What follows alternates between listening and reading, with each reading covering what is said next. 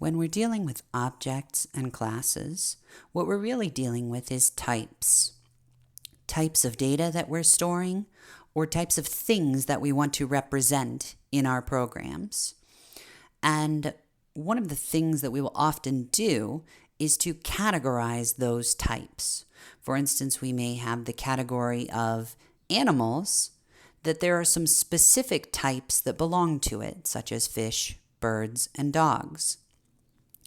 And what we need to think about when we're making those kinds of categorizations is what's true of all types that belong to that category versus what's true of the specific types, fish or birds or dogs. For instance, we can ask questions like, what actions should be possible for any animal? What can any animal do? And we can guarantee that that's true so long as it's an animal. And then what things are specific to fish or specific to birds or specific to dogs. And when we do this exercise here, we're going to overgeneralize, and that will always be true in our programs as well. If we create some type to represent people, we'll never be able to represent every single feature of people or everything that's true of all people, let alone then when we try to make subtypes of that like employee and employer. Again, we'll care about what's important to our program. And let's do the same thing here. We'll care about the behaviors that are important and usually true of these categories. And if they're not perfect, that's okay. We can work around that. So what actions should be possible for all animals? And then what actions would be specific to fish or to birds or to dogs? So pause the video a moment and think about some answers to those questions.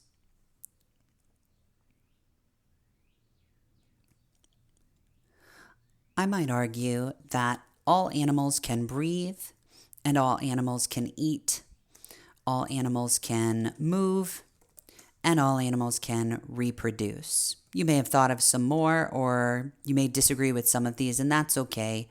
This is my categorization that I'm doing for now. Now, I don't know specifically how an animal is going to breathe just when you tell me that it's breathing.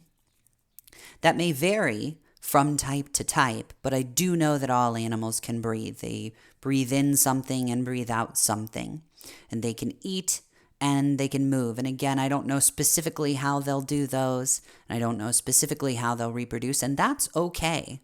When we make these categories, we need to be able to say that they can do something, not how they will do it in particular. So then again, to generalize and to roughly be correct about this, I can say that fish can swim and birds can fly and dogs can run. And that may even actually answer some of the questions of how those different animals move. So moving for a fish might look one way and for a bird might look another way, and so on.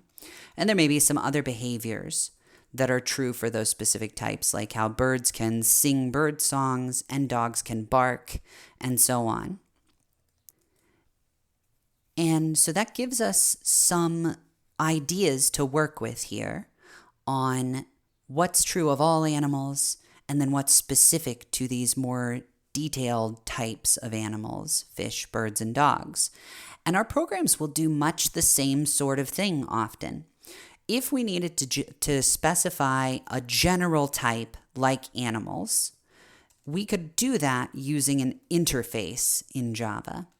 An interface specifies the general behavior through method signatures, but it does not give bodies for those methods.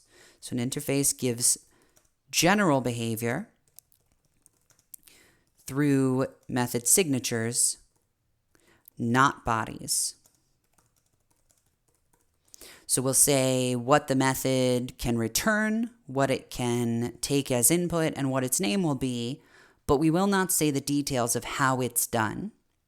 So we eat some food, and that is a general specification. How exactly it does it and what that food needs to be healthy to the animal, we don't know.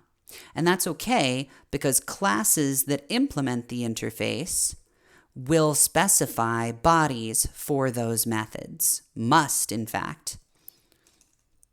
So classes that implementing the interface must specify bodies for each of these signatures. Interface signature. So all animal classes, if they say that they implement animal, then they must say how they breathe and how they eat and how they move and how they reproduce. The interface kind of acts like a contract to Java, saying, I promise that if something is an animal, I will tell you how it breathes, eats, moves, and reproduces, but I don't know yet until I know what specific type of animal, what specific class I'm writing for that animal. Those classes can also have their own unique data and methods, just like how the dog has bark. And the dog might also have a variable to represent what color its fur is. Well, birds and fish don't need a fur color variable, and so it's not specified in the interface. It's specific to the dog class. Those classes can have their own data and methods. This allows us to store the more specific types, or sometimes these will be called subtypes or child types, in variables with the more general type. Also sometimes called a supertype or a parent type. So an example of this would be, I can say animal A equals new dog. You'll notice this is different than most of the times that we've created variables in the past. Typically in the past we say scanner S equals new scanner, and the two sides match perfectly. But here we're saying, I don't know, here's a space that an animal can go, and then later on we say what specific type of animal is going in that space. This creates two different types for it. A declared type, which is animal. We declared the variable as animal. And then its instantiated type is dog. So the actual object that gets stored in memory is a dog object. And then later on, we may say A equals new fish, and that's okay, because then it has still the declared type of animal and the instantiated or the object type of fish. So again, if we go to a pet store and they say we have animals here, you might expect that some of the animals they have might be dogs and some might be fish, that they haven't lied to you. If they have dogs and they have fish, those are both animals. It's okay to have them there. If they tried to have a car in one of the cages, you would say, hey, that's not an animal. That's not the appropriate place to store that. And the same would be true in your code. It has to be something that implements the animal interface and therefore follows all of the rules of what animals can do. One important note is that the Java compiler needs to be sure that any method called on a variable exists for that variable's declared type. And you're going to see some examples of this in the activity that you do. But for instance here, if I tried to call a.breathe, that's okay, because we've guaranteed that all animals can breathe. A.eat, and maybe we'd give it some input of what it's eating, is also allowed, but A.fly is not allowed, and A.bark is also not allowed. And this may sometimes, the fly one at least makes some sense based on the example shown here, because I never put a type into A that could have flown. So that would be pretty dangerous to try to do. But bark sometimes can be confusing to people because I did at some point put a dog into that variable.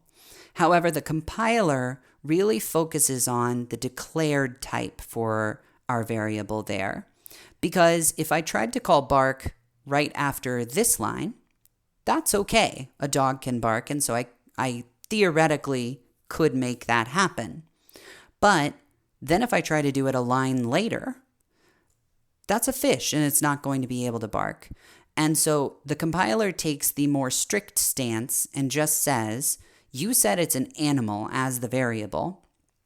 It could have any type of animal stored in it, and therefore I'm only going to let you do the things that animals can do.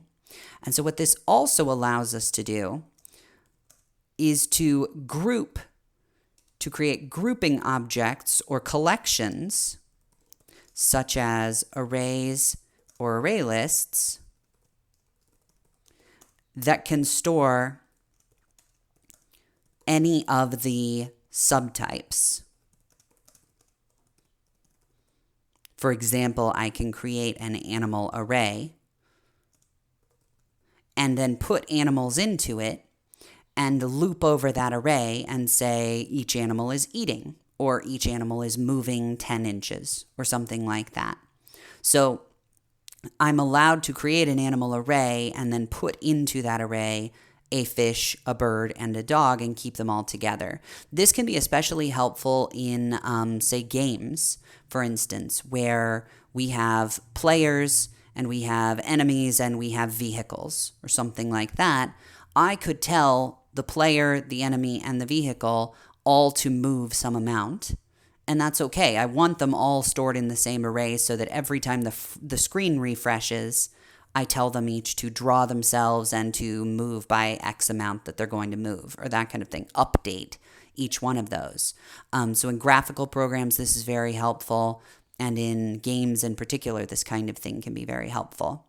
So you'll play a little bit more with this idea of interfaces or more general types that we don't know exactly how they'll behave yet, but we do know what kinds of things they'll be able to do, and then turning those into more specific types and being able to treat those all as a group. So you can take a look at this concept as you look at Model A of the interfaces activity.